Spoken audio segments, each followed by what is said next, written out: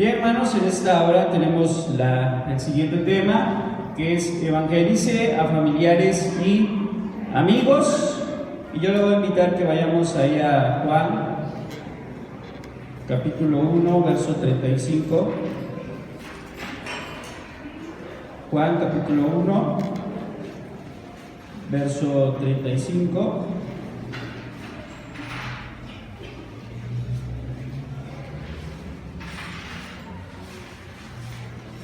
Y vamos a leer de manera alternada estos versículos del 35 al 51, por favor, hermano.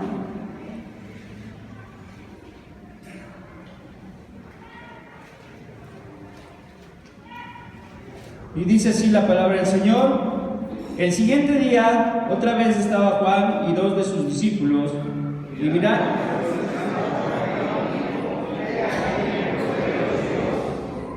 le oyeron hablar los dos discípulos y siguieron a Jesús.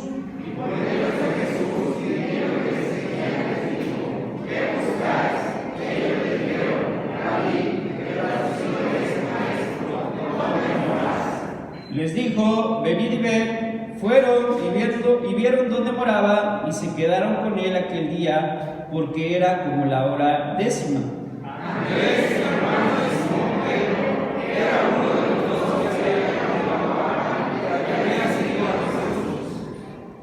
Este halló primero a su hermano Simón y le dijo: hemos hallado al Mesías, que traducido es el Cristo.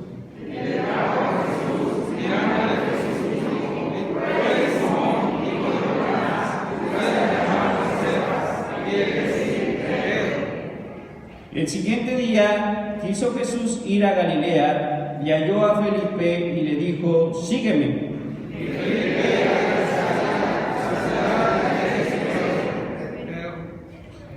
Felipe halló a Natanael y le dijo: hemos llamado a aquel de quien escribió Moisés en la ley, así como en los profetas, a Jesús, el hijo de José de Nazaret.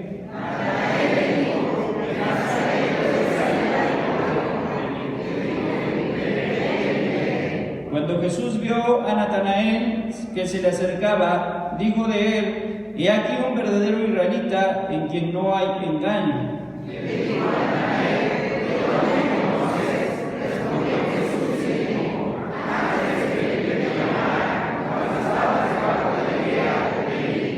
Respondió Natanael y le dijo: Rabí, tú eres el Hijo de Dios, tú eres el Rey de Israel.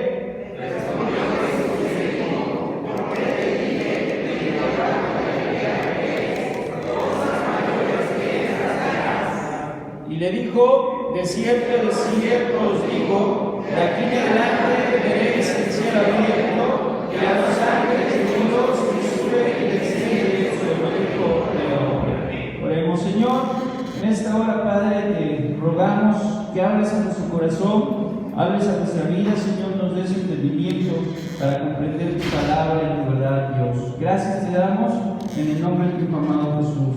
Amén. Amén. Muy bien, hermano, puede tomar su lugar, por favor.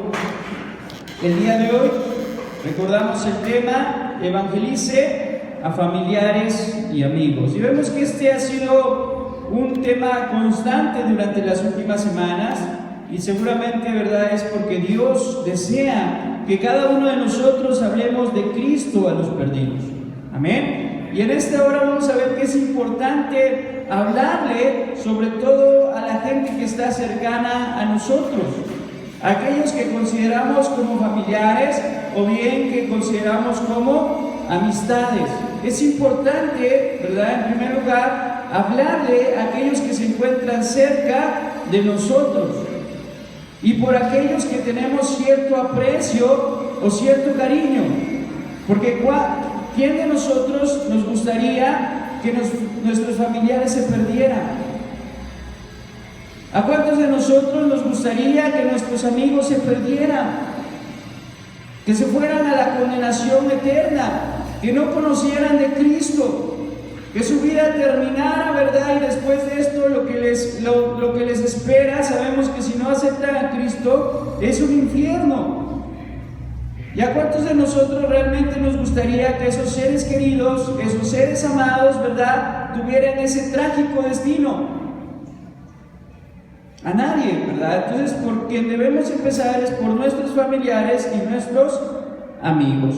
Y bien, antes de continuar, consideremos nuestro texto de oro, que es 2 Timoteo 3:15.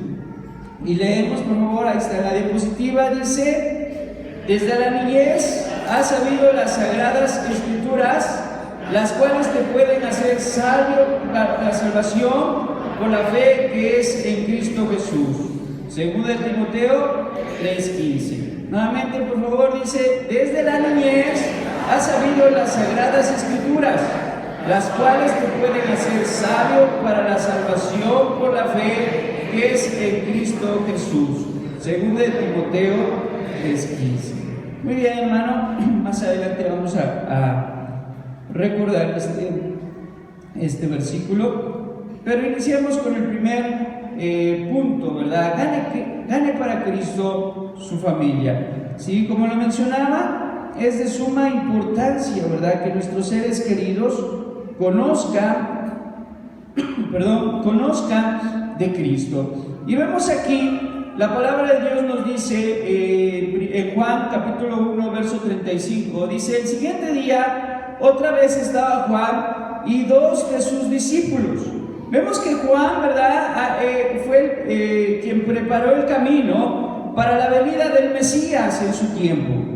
Juan era la voz que clamaba en el desierto, y Juan venía predicando un mensaje de arrepentimiento, ¿verdad? Era lo que Juan predicaba. Juan se paraba en el desierto, a orillas del Jordán también, y anunciaba la venida del Mesías, y anunciaba un mensaje de arrepentimiento. Y los que venían a Juan eran bautizados en el bautismo de arrepentimiento, para que su corazón y su vida se preparara para recibir al Mesías. Y ahí estaban sus discípulos, ¿verdad? Y cuando estaban ahí, dice, estaba otra vez Juan y 2 de sus discípulos, y mirando a Jesús que andaba por allí, él dijo: he aquí el Cordero de Dios que quita, ¿qué, hermano? El pecado, ¿verdad? He aquí el Cordero de Dios. En esa ocasión solo dijo: he aquí el Cordero de Dios. Entonces Juan dirige la atención de sus discípulos ¿a quién? Hacia Jesús, ¿verdad? Juan dirige la atención de sus discípulos hacia el Maestro. Y es que Juan nunca se llevó la gloria. Juan siempre fue humilde, a pesar de que fue un gran profeta de Dios. Fue un hombre respetable como profeta de Dios en su época, y que rompió el silencio, ¿verdad? Después de 400 años que no había profeta en Israel, Juan viene y es uno de los más grandes profetas. No lo digo yo, lo dice la palabra de Dios, específicamente Jesús, ¿verdad? Dijo que antes de Juan no había un profeta como él, y después no, ¿verdad? Era el más grande de los profetas, mas sin en cambio este gran profeta, cuando pasa, ¿verdad?, Jesús por ahí, él dirige la atención de sus discípulos hacia él y les dice: he aquí el Cordero de Dios. ¿Sí? Veamos qué dice Juan 1:29. El siguiente día vio Juan a Jesús que venía a él y dijo: he aquí el Cordero de Dios que quita el pecado del mundo. ¿Y por qué el Cordero, hermanos? ¿Por qué se le nombra a Jesús como el Cordero? Hermana Clara. Porque fue ofrecido ¿en qué, hermanos? En sacrificio, ¿verdad? Entonces, ¿por qué le menciona el Cordero? Porque si recordamos en el Antiguo Testamento, ¿verdad?, para que el pecado del pueblo fuera perdonado, ¿qué tenía que ofrecer el pueblo? Un cordero. Y ese cordero generalmente se le llamaba como el Cordero Pascual, ¿sí? Porque se entregaba en el día de la Pascua. Y al cordero que era llevado se le nombraba, se le conocía como el Cordero Pascual. Y ese Cordero Pascual debía tener ciertas características.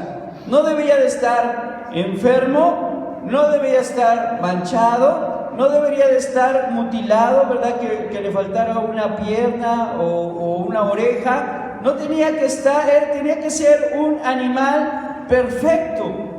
Y era examinado, ¿verdad?, por el sumo sacerdote, y si no se le encontraba defecto, tenía que ser el mejor, ¿verdad?, de su especie en aquellos rebaños. Tenía que ser el mejor cordero, y ese cordero sin defecto, sin mancha, era llevado al altar para ser sacrificado. Y ese sacrificio que representaba un año de perdón, si es que Dios aceptaba el sacrificio, ¿cierto? Si Dios aceptaba ese sacrificio representaba un año de perdón para la nación, y año con año tenían que repetir el sacrificio. Pero cuando Jesús llega, vemos que Juan se refiere a Jesús como el Cordero de Dios, que no solamente iba a quitar el pecado de la nación de Israel, sino el Cordero de Dios capaz de quitar todo el pecado de la humanidad. ¿Cuántos dan gloria al Señor? El que quita el pecado del mundo. Por eso Jesucristo es el Cordero. Y cuando en Revelaciones, ¿verdad?, Juan ve a un Cordero como inmolado. ¿Un Cordero qué, hermano? Como inmolado. Un Cordero que había sido sacrificado, pero ese Cordero es el único digno de tomar el libro y de abrir sus sellos. ¿Cuántos dan gloria al Señor? Porque Él es el Cordero de Dios que nos ha rescatado y perdonado nuestros pecados. Entonces, esta frase expresa eso: perdón de pecados y salvación. ¿Qué es lo que le está diciendo Juan a sus discípulos? Miren, ahí va aquel que puede otorgarnos el perdón de los pecados, aquel que puede otorgarnos la salvación de la condenación eterna. Y entonces, hermano, ¿hacia quién tenemos que dirigir la mirada y hacia quién tenemos que dirigir la atención? Hacia Jesucristo, el Cordero de Dios que quita el pecado del mundo, aquel capaz de perdonar nuestros pecados y salvarnos. Amén. Eso es lo que nosotros tenemos que anunciar, es lo que tenemos que predicar, y es lo que tenemos que compartir a nuestros familiares y amigos. Amén. Dice el verso 38, y volviendo Jesús, verso 37, leyeron hablar los dos discípulos, ¿y qué hicieron, hermano? Y siguieron a Jesús. En primer lugar, para que nosotros podamos evangelizar, para que nosotros podamos predicar a Cristo, en primer lugar, ¿qué tenemos que hacer? Seguir a Cristo. Porque si no seguimos a Cristo, hermanos, entonces ¿cómo vamos a compartir de Cristo? Para predicar a Cristo, en primer lugar, tenemos que aprender a seguir a Cristo. Y dice la palabra del Señor que estos discípulos, cuando oyeron que Él era el Cordero de Dios, entonces fueron y le siguieron. Y fueron sus discípulos. ¿Hasta cuándo? Hasta que Jesús, ¿verdad?, tuvo que partir al Padre. Y dejaron sus redes, y dejaron sus barcas, y dejaron sus trabajos, y dejaron, ¿verdad?, sus familias, y siguieron ¿a quién? A Cristo, hermano. ¿Y qué es lo que debemos hacer nosotros? Debemos aprender a seguir los pasos de Cristo, a seguir sus enseñanzas, a aprender a ser como Él es, hermano. Debemos de seguir sus pasos, ser sus discípulos. ¿Cuántos dan gloria al Señor? Verso 38, por eso dice el primer inciso: siga usted mismo a Cristo. Sigamos al Maestro. Dice el verso 38, y volviéndose Jesús y viendo que le seguía, les dijo: ¿qué buscáis? Y ellos le dijeron: Rabí, que traducido es Maestro, ¿dónde moras? ¿Cómo debemos acercarnos a Cristo, hermanos? Como nuestro Maestro. ¿Cuántos dan gloria al Señor? Con esa actitud de querer aprender de Él, querer aprender, ¿verdad?, lo que Él tiene para nosotros. Y le dijeron: Maestro, ¿dónde moras? Y así debemos acercarnos con esa misma actitud ante Jesús y decirle: Maestro, quiero que mores conmigo. ¿Dónde moras tú? Tú puedes morar conmigo. Amén. Y decirle, y con esa actitud, ¿verdad?, con el Maestro. Y vemos que dice el Señor: les dijo: venid y ved. Y vieron dónde moraba y se quedaron con Él aquel día, porque era como la hora 10. Estos hombres encontraron a Jesús, le siguieron, lo reconocieron como Maestro y se convirtieron en sus discípulos. Nosotros, hermanos, tenemos que aprender a ser discípulos de Cristo. Y aquí hablamos algo muy importante: el motivo para seguirle. Sí, mucha gente, hermano, puede encontrar diversos motivos para seguir a Cristo. En la Biblia encontramos que algunos lo seguían porque Él los alimentaba. Lo seguía, ¿por qué? Porque decían: mira, no te preocupes, vamos a escucharlo hablar 1 hora y después de eso vamos a comer un montón de pan y un montón de pescados, porque Él tiene el poder de multiplicarlos. Muchos lo seguían porque estaban enfermos y sabían que Él los podía sanar. Y decían: vamos a escucharlo, porque después Él puede quitar la dolencia, puede quitar la enfermedad. Y está bien, Jesús provee, Jesús sana, Jesús salva. Pero el motivo, ¿verdad?, para seguirle es para servirle. ¿Con toda qué, hermano? Con toda nuestra vida. Estos hombres, cuando dejaron todo, ¿verdad?, sirvieron a Jesús, sirvieron a Dios, sirvieron al Maestro. Entonces puede haber muchos motivos para seguir a Cristo, pero el principal debe ser servirle con toda nuestra vida. ¿Cuántos realmente queremos servir a Cristo? Y no servirnos solamente de Cristo, hermano. No se trata de venir y de servirnos de Dios o de servirnos de Cristo, de decir: ya me sacié, ya me sané, ya me dio todo lo que necesitabas. No, sino que nuestro deseo debe de ser venir y servir al Maestro. ¿Cuántos dan gloria al Señor? Servir a Cristo debe ser nuestra motivación, hermanos. ¿Y qué hizo? Se quedaron con Él porque querían conocerlo. ¿Por qué se quedaron ese día con Él? Porque querían saber más de Él. Dice que era como la hora 10, de acuerdo al horario judío. La hora 10 correspondiente a nuestro horario serían las 4 de la tarde. ¿Sí? Eran como las 4 de la tarde y para ellos ya estaba por terminar el día. ¿Por qué? Porque para un judío el día terminaba a las 6 de la tarde. Entonces si era la hora 10, la hora 11 era a las 5, la hora 12 era las 6 de la tarde. A esa hora terminaba el día judío y para ellos se convertía en la noche o en otro día. Por eso dice que como era tarde, ¿sí?, se quedaron con Él aquel día porque era como la hora 10, ya faltaba poco para que ese día terminara. Y se quedaron ahí con el Maestro, pero más que porque era tarde, porque querían conocerlo. Y desde ese entonces no se apartaron de Cristo, sino que le siguieron.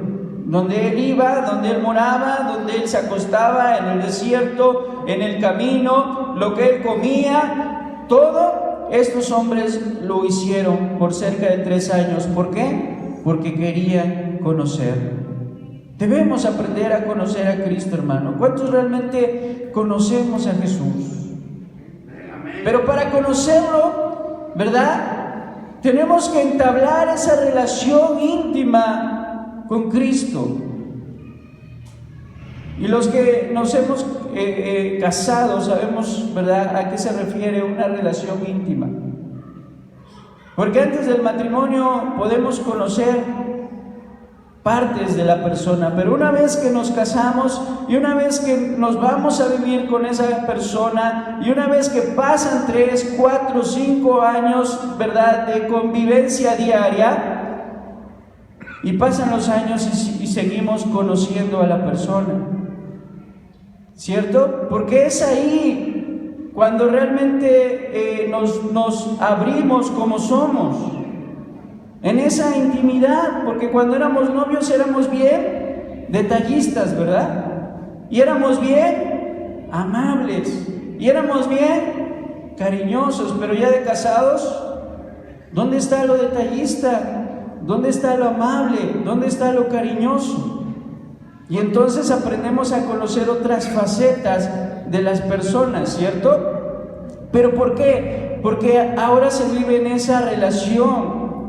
Pues así tenemos que entablar una relación con Cristo, el esposo. Por eso Él, ¿verdad?, en la palabra de Dios dice que Él es el esposo, hermanos, y nosotros somos la esposa, la novia de Cristo. ¿Cuántos dan gloria al Señor? Somos la novia de Cristo y tenemos que cada día conocerlo, conocer más de Él, y créame que Él no nos va a decepcionar. Glorifique el nombre del Señor.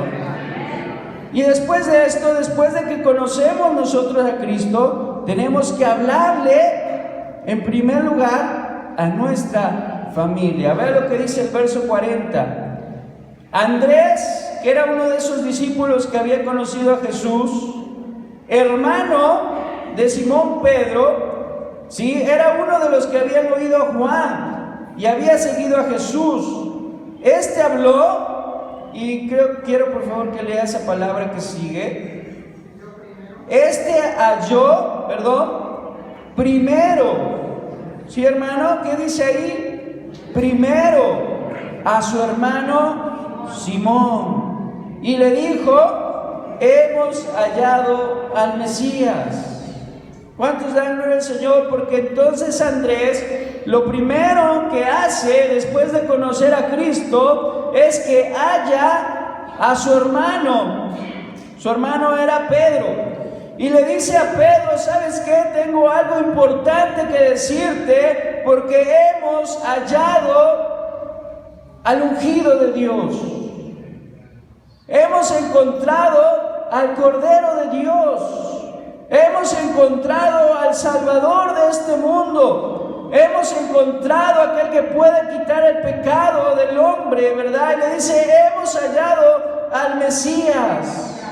Y entonces, ¿qué hace Andrés? Va con su hermano, va con su familiar, va con su ser querido y le comunica de Cristo, y lleva a su hermano ¿a quién? A las plantas del Señor, al camino, al conocimiento de Jesús. Vemos que Andrés y Juan son los primeros discípulos, de acuerdo a este relato. Andrés, hermano de Pedro, y Juan, el que escribe, el apóstol que escribe este evangelio, ¿verdad? Y quien también tiene las revelaciones de Apocalipsis. Son los primeros discípulos. Andrés y Juan son los primeros discípulos. Y dice que Andrés, lo primero, está hablando de una urgencia. Tenía que, hermanos, una urgencia de que su hermano, ¿verdad?, de sangre, su hermano con el que creció, con el que convivió, con el que, ¿verdad?, padeció lo mismo, sufrió lo mismo, ¿verdad?, tuvo las mismas vivencias, la misma educación, compartió la misma mesa, el mismo cuarto, la habitación. Esa persona, ¿verdad?, con la que creció, tiene esa urgencia ¿de qué? De hablarle de Cristo, de presentarle a Cristo, hermanos. Porque a los que primero que tenemos que hablarles de Dios es ¿a quién? A nuestra familia, a nuestros seres cercanos y queridos. ¿Cuántos glorifican al Señor? Tenía esa urgencia y va y le presenta a Jesús. Entonces debemos de sentir carga por evangelizar en primer lugar ¿a quiénes? A nuestros familiares. Es una carga. Es una responsabilidad la que tenemos ante nuestros seres queridos. Por eso Pablo decía, soy deudor. ¿Por qué? Porque él sentía una carga de predicar a Cristo. Sentía esa responsabilidad de predicar a Jesucristo a los perdidos. Porque tenemos, hermano, que sentir esa responsabilidad de nuestro familiar que no conoce de Dios, que si no lo conoce y no se arrepiente, hermanos, estará perdido. Estará completamente, ¿qué? Perdido. ¿Cuántos dan gloria al Señor? Porque yo sé que hay muchos aquí familias, ¿verdad? ¿Por qué? Porque hubo alguien, un familiar que conoció a Cristo y compartió ese mensaje de Dios. Amén. Gloria al Señor por ellos. Yo primero a hermano Simón y le dijo, hemos hallado el Mesías, que traducido es el Cristo, y le trajo a Jesús. ¿Qué hizo, hermano? Le trajo a Jesús. ¿Y qué es lo que comentaba Andrés? Hemos encontrado al Mesías. Vea lo que dice Isaías capítulo 61, por favor, si alguien lo encuentra y lo puede leer. Isaías 61, 1 al 3. El Espíritu de Jehová, el Señor, está sobre mí, porque me ungió Jehová, me ha enviado a predicar buenas nuevas a los abatidos, a vendar a los quebrantados de corazón, a publicar libertad a los cautivos y a los presos apertura de la cárcel, a proclamar el año de la buena voluntad de Jehová y el día de venganza del Dios nuestro, a consolar a todos los enlutados, a ordenar que a los afligidos de Sión se les dé gloria en lugar de ceniza, óleo de gozo en lugar de luto, manto de alegría en lugar del espíritu angustiado, y serán llamados árboles de justicia, plantío de Jehová para gloria suya. Gracias, hermana. ¿De quién está hablando aquí? Está hablando una profecía sobre el Mesías, el Cristo. ¿Qué quiere decir esta palabra Mesías o Cristo, hermano? Mesías en hebreo, Cristo en griego, ungido. ¿Cuántos dan gloria al Señor? Eso es lo que quiere decir Mesías, ungido. Y dice, el Espíritu de Jehová, el Señor, está sobre mí. ¿Por qué? Me ungió. Entonces, ¿de quién son estas palabras? Son del ungido de Dios. Y Cristo le recitó en una ocasión en una sinagoga, ¿verdad? Y a los presentes les dijo, esta profecía se ha cumplido hoy. Y le dijo, me ungió. ¿Y cuál era el propósito de que Cristo estuviera ungido? Para predicar buenas nuevas ¿a quiénes? A los abatidos, a vendar a los quebrantados de corazón, a publicar ¿qué? Libertad a los cautivos y a los presos, apertura de la cárcel, a proclamar el año de la buena voluntad de Jehová y el día de la venganza del Dios. ¿Cuántos dan gloria al Señor? Porque Cristo venía o viene, ¿verdad? O vino, más bien dicho, a realizar todas estas cosas. ¿Y cuántos de nuestros familiares no se encuentran abatidos, quebrantados, encarcelados, presos, angustiados, entristecidos, perdidos? ¿Y quién es el que los puede sacar de esa condición? El Mesías, nuestro Señor Jesucristo. Por eso Él, ¿verdad? Dice, hemos encontrado al Mesías, al que nos ha venido a dar libertad a los presos y a los cautivos. Glorifica al Señor, hermano. Y vemos que persuadió a ese hermano, y cuando Jesús lo vio, le dio un nuevo nombre a esta persona y le dijo, tú eres Cefas, pero ahora te digo que ya no vas a ser más Cefas, sino que ahora vas a ser Pedro, que traducido es roca. ¿Cuántos dan gloria al Señor? Porque Pedro fue un cimiento en la obra de Dios. Imagínense si Andrés no le hubiese predicado a su hermano. No hubiéramos tenido a ese Pedro, fundamento de la iglesia, hermano. ¿Por qué decimos que es un fundamento, una piedra? Por todo lo que él representa, ¿verdad? En el Nuevo Testamento después de Cristo. ¿Quién es el primero de los apóstoles que se levanta y predica? Pedro. Fue un líder de la iglesia, amén. Fue un líder de la iglesia, y la obra de Pedro continuó después de la ascensión de Cristo. Fue uno de los principales, ¿verdad?, junto con el apóstol Pablo, que expandieron el evangelio y el reino de Dios, y los otros discípulos también, pero el líder siempre se destacó en ser Pedro. Entonces, hermanos, seguramente nuestros familiares tienen un propósito con Dios, y Dios tiene grandes cosas para ellos, pero es nuestro deber, nosotros que conocemos, presentarles el evangelio. Tal vez Dios no haga grandes cosas con nosotros, pero con ellos probablemente sí, hermano. Y es nuestra responsabilidad ir y predicarles el evangelio, amén. Si no hubiese un Andrés, ¿verdad?, que le predicase a Pedro, no hubiera existido ese ministerio. ¿Cuántos dan gloria al Señor? Háblele de Cristo a su familia. Número 2, háblele a un amigo. ¿De qué le vamos a hablar a los amigos? A veces hablamos de tantas cosas con los amigos, ¿verdad? Nos ponemos al día de tantas cosas, de chismes, de noticias, de situaciones que pasan en el trabajo, de tantas cosas hablamos, y podemos estar 1, 2, 3 horas hablando con un amigo, pero ¿cuántas de esas ocasiones les hablamos de Cristo? Tenemos que hablar de Cristo a nuestros amigos. Hay amigos inconversos, probablemente ya, gracias a Dios, nuestra familia conoce, ¿sí? Gracias a Dios nuestra familia conoce.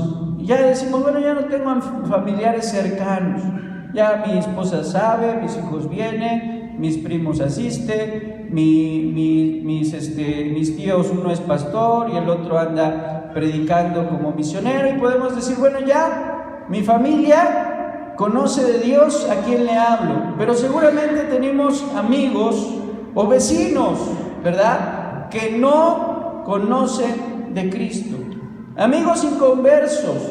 ¿Y sabe qué, hermano? Que ellos necesitan oír de Cristo. Necesitan, hermano, así como un día nosotros lo necesitamos.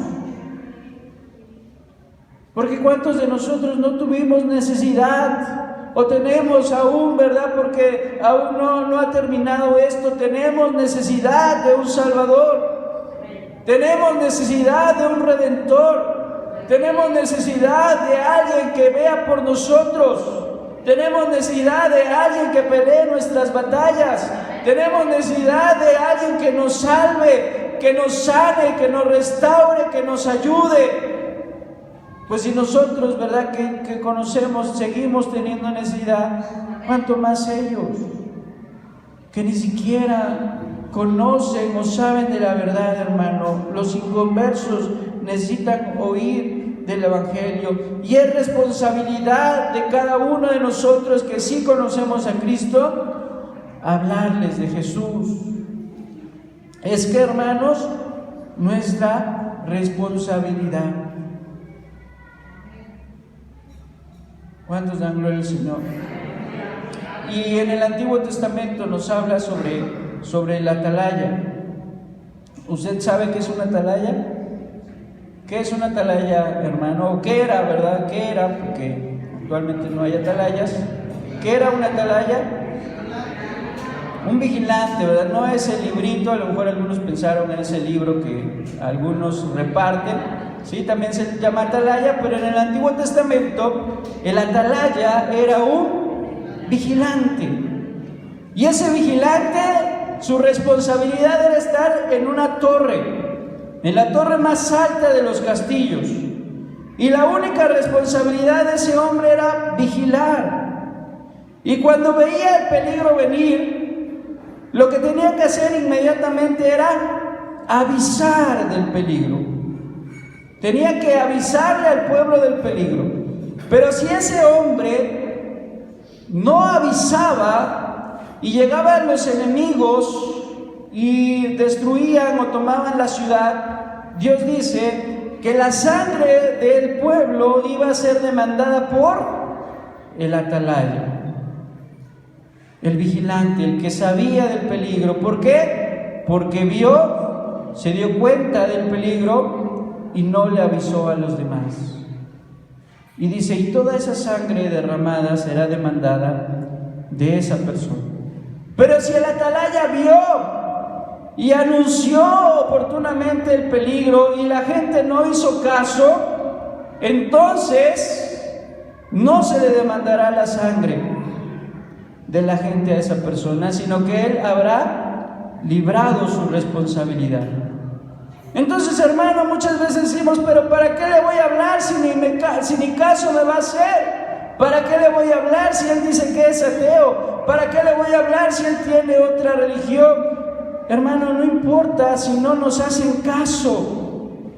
Nuestra responsabilidad, ¿cuál es? Hablar y decirle, ¿sabes qué? Mira, yo veo que tú tienes problemas, pero hay un Dios que envió a su Hijo amado Jesucristo a morir por tus pecados y te puede ayudar en esos problemas. Y Él te dice, mira, ¿sabes qué? Tú estás loco, ya será responsabilidad de ¿quién? De esa persona. Y tú habrás librado tu responsabilidad. Pero si tú ves que está necesitando de Cristo, si tú ves que está necesitando de Dios, si tú ves que está, ¿verdad?, ahí afligido y le dices, mira, échale ganas, y te vas, entonces ¿de quién será esa responsabilidad? De nosotros, hermano, porque tenemos la verdad y no compartimos la verdad, porque sabemos del peligro inminente que viene para esa persona, pero no le advertimos del peligro que viene. Y entonces, ¿quién es responsable? Nosotros, hermano. Nosotros somos responsables. Y esa gente, ¿verdad? Tuvimos la oportunidad, los vimos todos los días, convivimos con ellos, pero nunca les hablamos de Cristo. Es nuestra responsabilidad. Y un día, créame, se nos demandará. Y un día, hermanos, en el día de juicio, porque todos, escucha bien, todos, seas cristiano o no, compareceremos ante el juicio de Dios. Y un día se nos demandará. Se nos demandará, hermanos. Entonces es nuestra responsabilidad hablar. Felipe, vea lo que dice 1 Juan 1:43. El siguiente día quiso Jesús ir a Galilea y halló a Felipe y le dijo, sígueme. Y Felipe era de Betsaida, la ciudad de Andrés y Pedro. Y Felipe halló ¿a quién? A Natanael. Natanael no era su hermano, Natanael no era su familiar, Natanael era su conocido o su amistad. Y le dijo el mismo mensaje, ¿verdad?, que Andrés a Pedro, y le dijo, hemos hallado aquel de quien escribió Moisés en la ley, así como en los profetas, a Jesús, hijo de José de Nazaret. Cumplió con su responsabilidad, ¿cierto? Habló. ¿Y qué pasa con Natanael? Natanael le dijo, ¿de Nazaret puede salir algo bueno? ¿Cuál fue la primera reacción de Natanael? Incredulidad. Menosprecia, ¿verdad? Menosprecia si es a Jesús. Y dice, ¿de Nazaret? Hijo de José de Nazaret. ¿Y qué acaso de Nazaret puede salir algo bueno? ¿Por qué? Porque Cristo, ¿verdad? Sabemos que es Jesús de Nazaret, y Nazaret se encontraba en la región de Galilea. Y Galilea, hermanos, en general era una región pobre. Y era una región que se encontraba al norte, ¿verdad?, de Judea, donde habitaban también intermedios entre Galilea y Judea, estaban los samaritanos, y en Galilea también había mucho, ¿cómo decirlo?, mezcla, ¿verdad?, mucha mezcla entre judíos y gentiles. Y en general era una ciudad pobre, y efectivamente de esa región donde nace Jesús, donde crece, ¿verdad?, y pasa su infancia, y también donde desarrolla mucho ministerio, en la Biblia no destaca no destaca, ¿verdad?, que algún profeta haya salido de ahí, que alguien, algún rey o algún hombre importante haya salido de ahí. Por eso el menosprecio, y vemos que dice, de Nazaret puede salir algo bueno. Y muchos, ¿verdad?, nos van a contestar así. Muchos nos van a agarrar el folletito y nos los van a aventar, hermano. O nos van a cerrar la puerta en la cara. O nos van a criticar y decir que estamos locos, pero de nosotros, ¿qué tenemos que decir? Pues ven y ve. Prueba a Cristo. Prueba a Cristo y tú mismo dirás si es realmente el Mesías o no lo es. ¿Sí? Vemos que Felipe estaba seguro de que era el profeta prometido. Deuteronomio 18, 15 y 18 dice Moisés, ¿verdad?, que Dios levantaría a un profeta. ¿Sí? Y Felipe da testimonio de Jesús.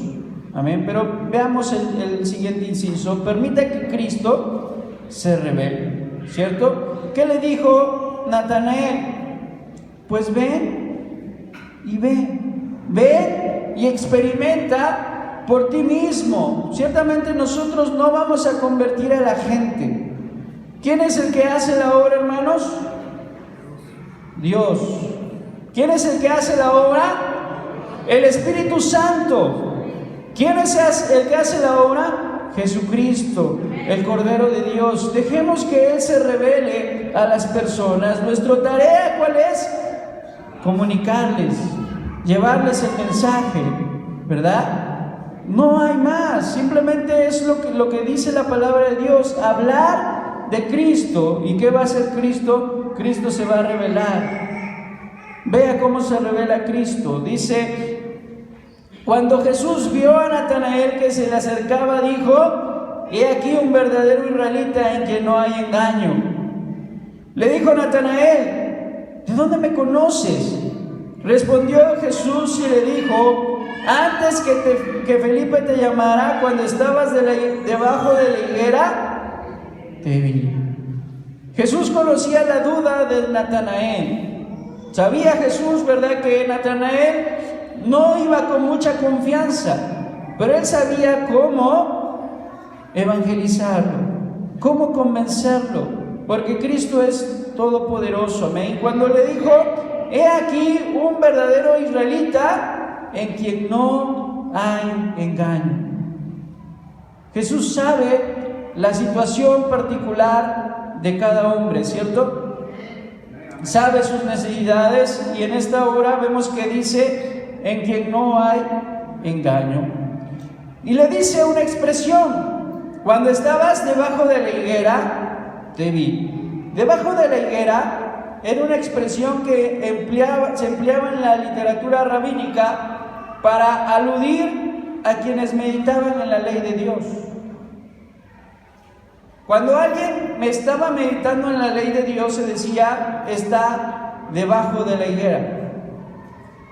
Entonces, debajo de la higuera era una expresión rabínica para aludir a las personas que estaban, no es que estuviera realmente sentado debajo de una higuera tomando la sombra, sino está aludiendo a que él se encontraba meditando en las Escrituras. Se encontraba meditando, ¿verdad?, en la ley de Dios. Por eso le dice, cuando estabas meditando en la ley de Dios te vi.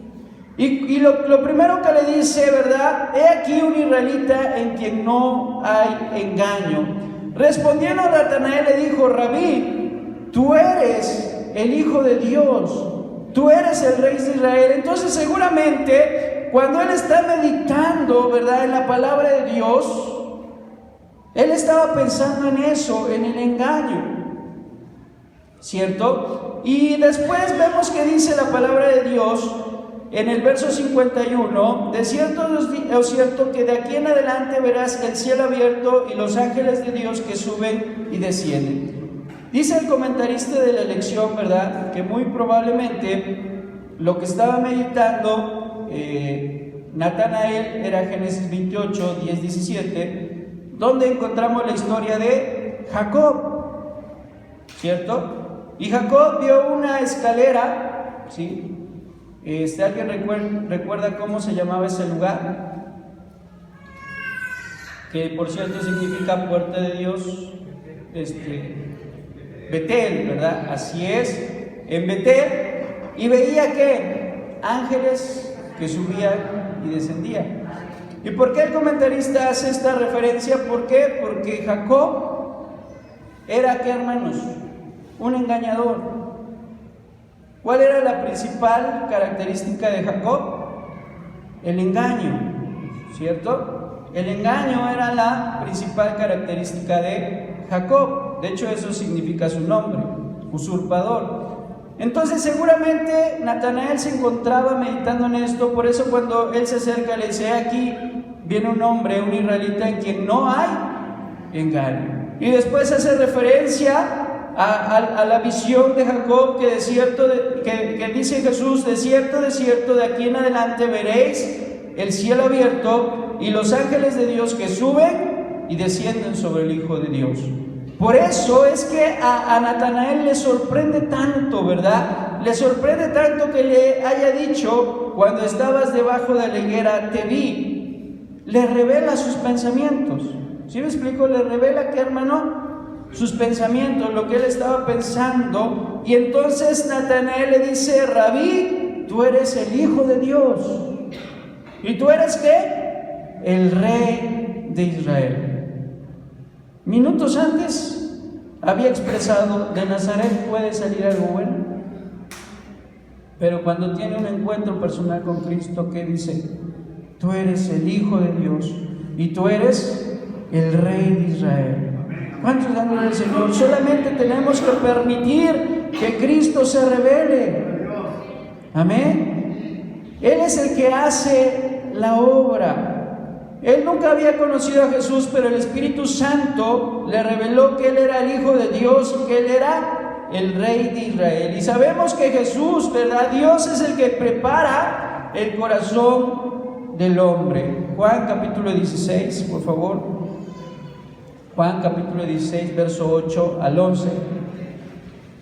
Si alguien lo encuentra, ¿lo puede dar lectura, por favor?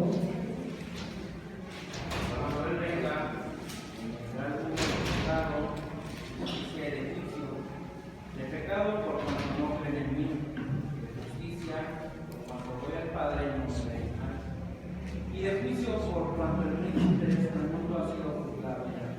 Gracias, hermano. Aquí está claramente, ¿verdad? ¿Quién es el que convence? El Espíritu Santo. ¿Cuántos dan gloria al Señor? Él convencerá al mundo de pecado, de justicia y de juicio. Nosotros no hacemos la obra. En Hechos dice: y el Espíritu Santo añadía cada día a la iglesia los que debían de ser salvos. No dice, ¿verdad? Y Pedro añadía cada día a la iglesia, sino dice: el Espíritu Santo añadía cada día a la iglesia los que debían de ser salvos. Entonces, ¿cuál es la labor de la iglesia? Predicar a Cristo, dar a conocer a Cristo, anunciar a Cristo, ¿sí? Compartir de Cristo. ¿Quién va a hacer la obra? El Espíritu Santo. Dios es el que hace la obra. Jesús es el que se tiene que revelar. Amén. Y cuando Jesús se revela, Jesús convence, hermanos. ¿Cuántos dan gloria al Señor? Entonces es una obra que Dios hace. Y por último, vemos que deje un legado de fe. Vayamos por favor a 2 de Timoteo, capítulo 1. 2 de Timoteo, por favor. Capítulo 1, verso 1 y 2.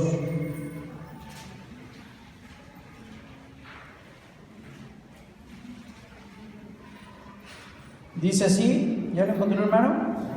Glorifica al Señor, ¿lo puede leer conmigo, por favor? Dice: Pablo, apóstol de Jesucristo, por la voluntad de Dios, según la promesa de la vida que es en Cristo Jesús, a Timoteo, amado hijo, gracia, misericordia y paz de Dios Padre y de Jesucristo nuestro Señor. Gracias. Vemos aquí a Pablo escribiendo, redactando su última carta. Pablo se encontraba, hermanos, encarcelado y sabía que de esta no iba a salir libre, sabía que seguramente la condena iba a ser la muerte. Estaba consciente de ello, ¿verdad? Por eso en sus últimas epístolas habla acerca de que iba a ser sacrificado. Y consciente de esto escribe su última carta a Timoteo. ¿Quién era Timoteo? Aquí vemos que dice Pablo acerca de él: Timoteo, amado hijo.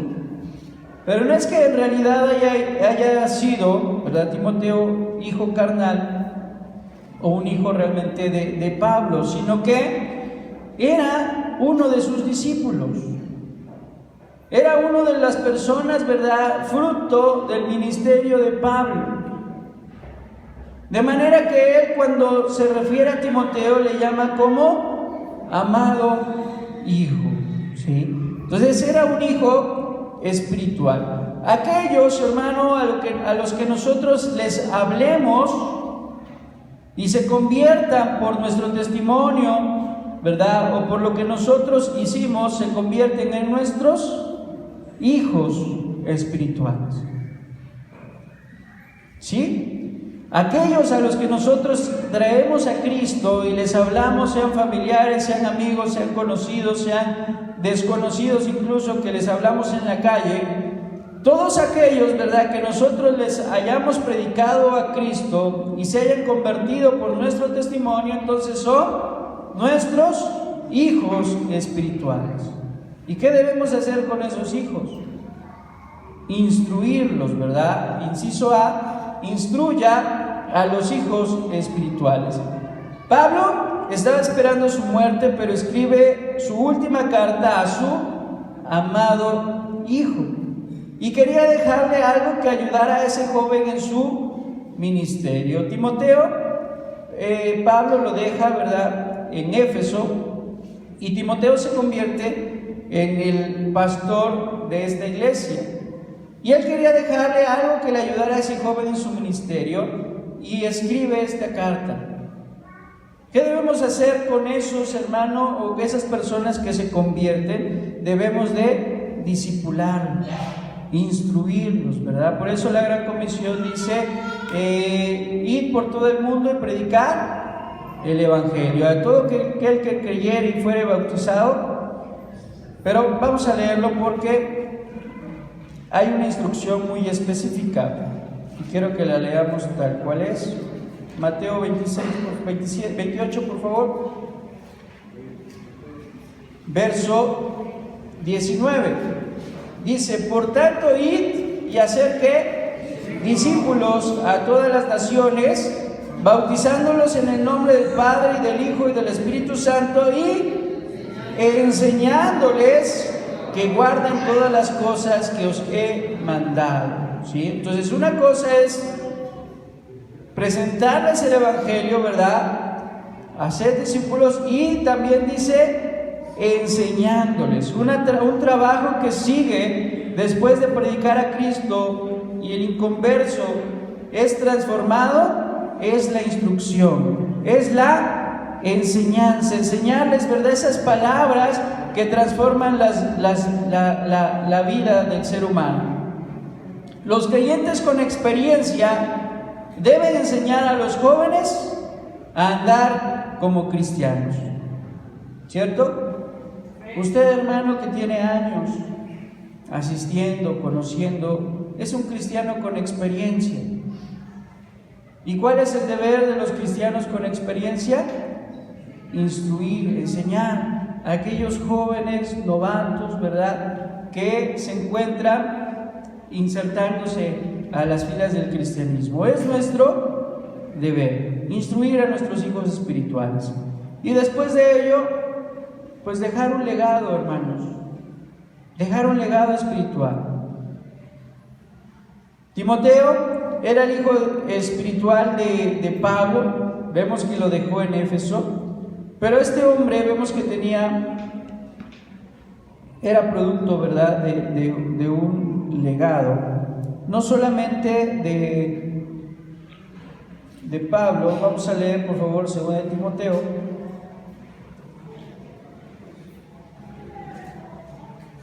Verso 3, vamos a leer desde el verso 3 en adelante. Dice: doy gracias a Dios, al cual sirvo de mis mayores con limpia conciencia, de que sin cesar me acuerdo de ti en mis oraciones, noche y día, deseando verte, al acordarme de tus lágrimas para llenarme de gozo, trayendo a la memoria la fe no fingida que hay en ti, la cual habitó primero en tu abuela Loida y en tu madre Eunice, y estoy seguro que en ti también.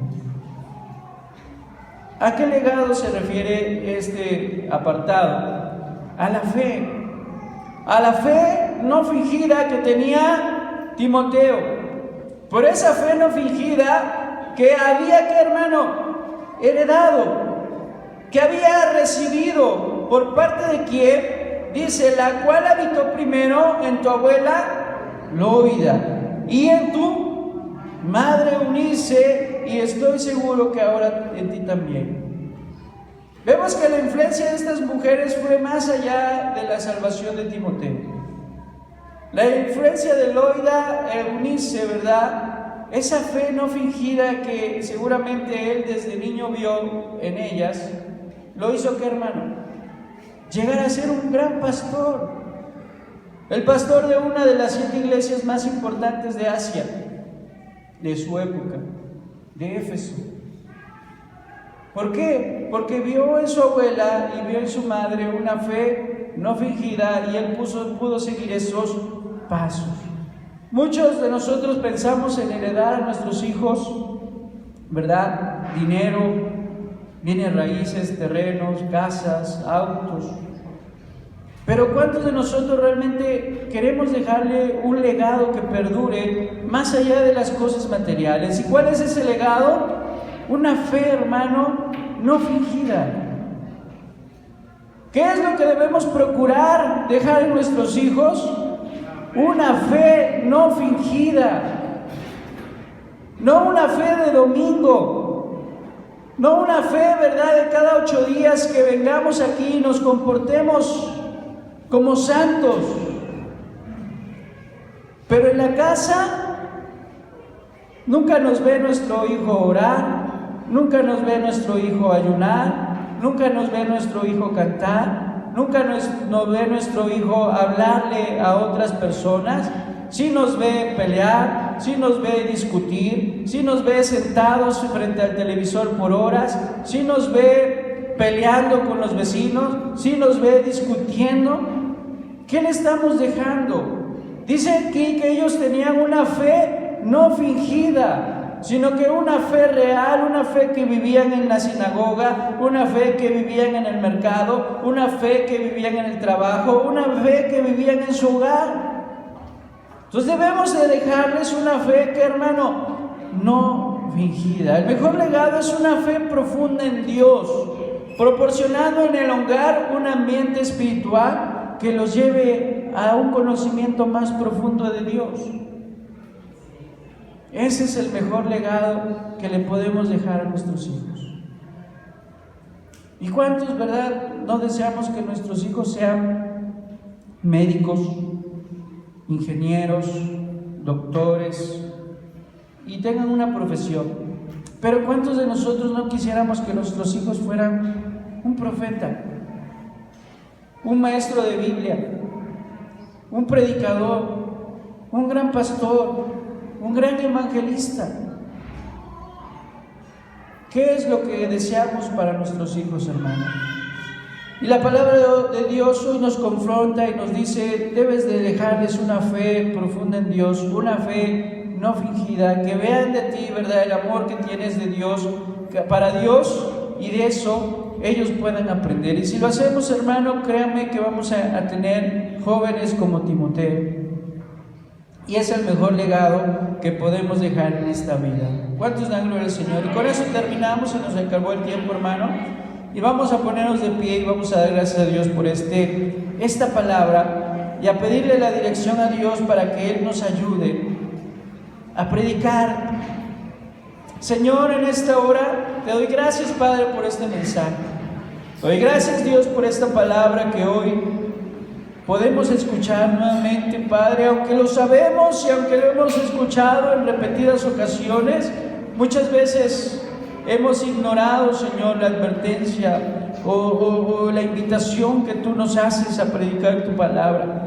Pero en esta hora, Señor, te pido, Espíritu Santo, que tú confrontes nuestro corazón y nos hagas entender la importancia que tenemos como iglesia, la importancia que tenemos como creyentes de predicar tu palabra, de dar a conocer el mensaje de Dios y de salvación a los perdidos y sobre todo a nuestros familiares y seres queridos, a nuestras amistades, a nuestros amigos, a nuestros vecinos y a la gente que nos rodea, Señor. Ayúdanos a dar un buen testimonio y sobre todo como padres de familia, ayúdanos a dar un buen testimonio ante nuestros hijos. Que nuestros hijos puedan aprender de nosotros una fe no fingida, Señor.